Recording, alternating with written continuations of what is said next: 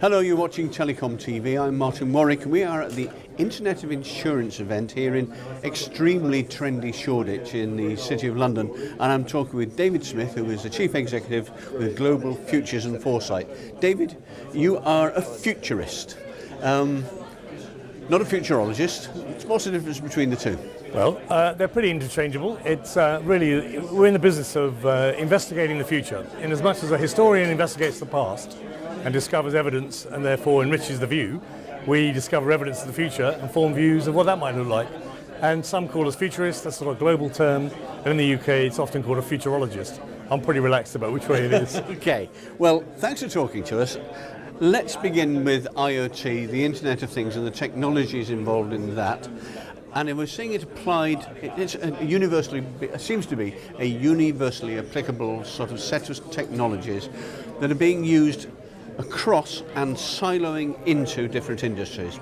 Retail, insurance, medicine, whatever you name it, it's there. I'd like to begin by asking you, what impact do you think IoT is actually having now at this moment on the insurance industry? The insurance industry is infamous for being slow to react and for being very, very traditional and conservative for evident reasons. So what's happening and why is it so important? Probably the model for insurance hasn't changed for about 300 years. The fundamental model, here is something and I want to protect it in some way and share some risk. What's happening is that sensors are allowing us to personalize that.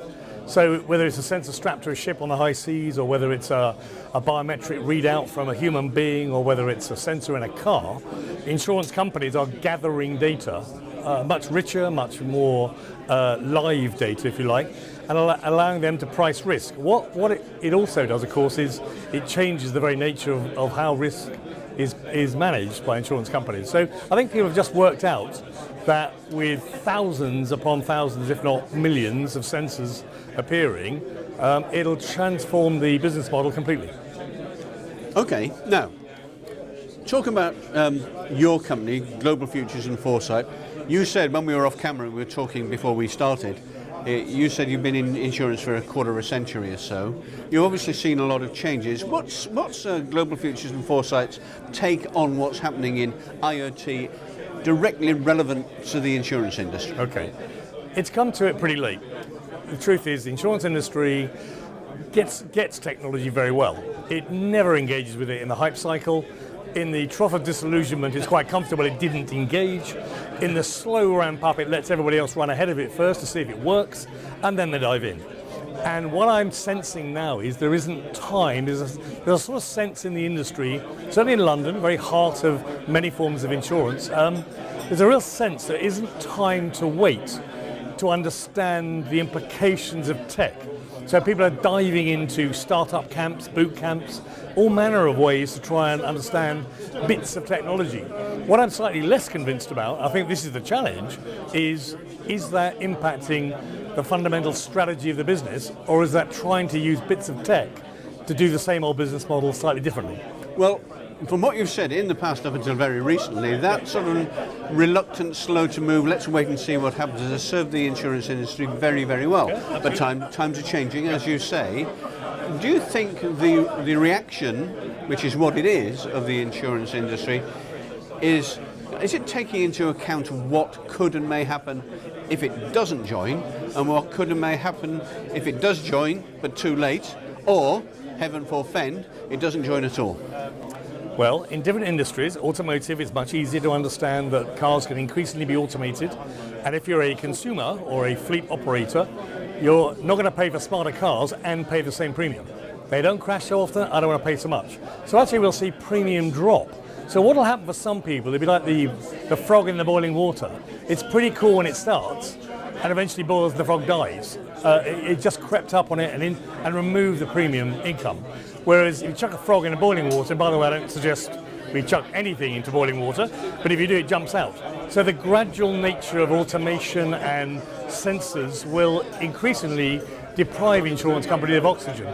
So I think they need to move strategically, make a decision to engage in new ways in this technology. That's the issue. You said the word strategic, which I like very much, because IoT the sensors, the base technology of IoT, the sensor stuff, the telematic stuff is very well understood. It's been around for a very long time. It's just becoming more applicable now in different industries.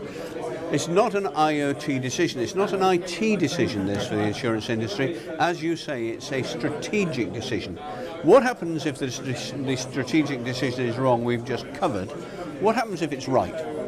Well, I think what we'll see is two things. One is some movers will make the move. They'll understand that it's about interdicting risk. It's removing risk from a customer, client, which is actually a pretty good thing. Most clients and customers have been incredibly happy with their new form of insurer who actually stopped the fire, prevented the water loss, prevented the mugging in the street by warning you. So that sort of immediate response to data, multiple contacts with the client, customer, weekly, monthly, hourly, yearly, is a fantastic horizon to go for. But you've got to be open for brand new models of doing business with people and engaging. If you sit back and think, I can just use this tech to reduce my risk of taking a policy out with someone and reduce the price by 10% or some such notion, then actually I think you're finished. I think that attitude is going to kill you, not the process. It's the attitude that we can just manipulate what we're already doing, move the deck chairs on the Titanic, rather than actually find some lifeboats to get into. I won't ask you to name names, but presumably, as in all industries, there are leaders and there are followers. Those that are leading are taking a risk in some ways. It's a break from the past. But for them, presumably, we again mentioned strategy, they're sufficiently able to look sufficiently far into the future so that what's happening to them does not come along as a series of surprise after surprise. They are in some ways able to affect the agenda. Is that the case? That's exactly it. Many of these players are big enough to make an impact in the market, in fact move a market. And what we're seeing with some of them, and I'm not going to name them because it would be unfair, but I came across one recently who are doing an outstanding job of understanding not just where the markets are likely to move and consumer behaviour and what technologies and solutions might be coming along, but they're also understanding that to get that in the business quickly, they've got to compensate the fiefdom owners and line of business owners because they're being interrupted in their existing business plan. So they're putting money aside to fund different behaviours inside the business.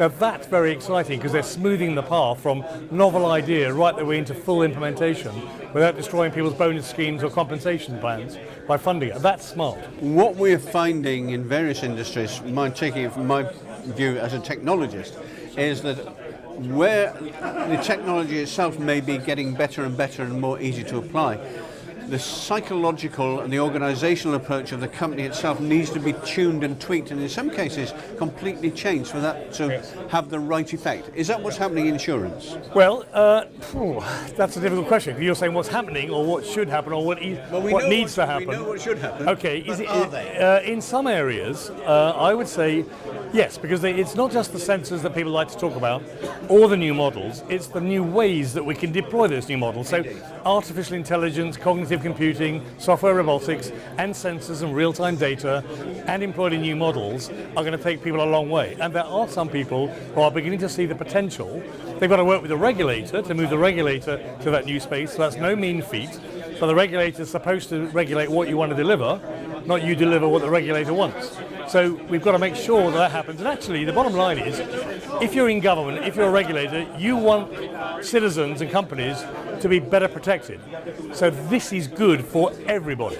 It improves the market, improves the image, changes insurance from being a distressed sale, if you like, for many folk, to actually something you want to engage with, because it's going to make your life safer and more certain. Especially if we live to 150, 170, I want to be well longer. So there's a lot of good reasons why insurers are beginning to take notice and think, hang on a minute, can I respond? But the last comment I make on this angle is, it's not can't change, it's won't change. It's not about a company hiding behind its structures and its experience and its culture. It's actually, I'm not going to be here long enough to want to go through this risk of change, and therefore I won't change while I'm on this watch. And that's the issue. It's a hard thing to say, but I've watched people who knew everything I knew Coda as they failed. I knew Blockbuster as they failed. We worked with them. Blockbuster even had a chance to buy Netflix and turned it down, and the new CEO drove his business into the ground. It's not about not knowing it, it won't do anything about it. Very interesting, perceptive take on this. Well done. First of all, this is pretty much the equivalent of filming in a telephone booth, a particularly loud one. And the viewers can't see, but around us is the morning tea break at this event. So there's a lot of noise and a lot of laughter. So full marks, David, for raising the voice and getting this over. David Smith, thank you very much indeed. Thank you.